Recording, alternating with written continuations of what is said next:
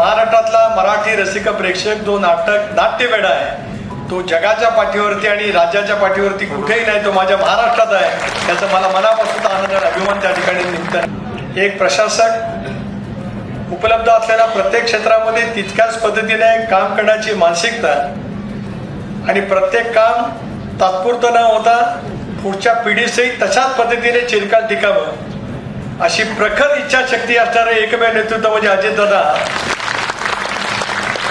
त्या रोह्यामध्ये नानी असे अनेक उपक्रम आहेत की ज्याची शुभारंभ दादांनी केला, म्हणजे भूमिपूजन त्यांनी केलं आणि लोकार्पण त्यांनी केलं. त्यामुळे या रोह्याच्या इतिहासात अजितदादांचं महत्त्व गेल्या अनेक वर्षापासून निश्चितपणाने त्या ठिकाणी राहिलेलं आहे.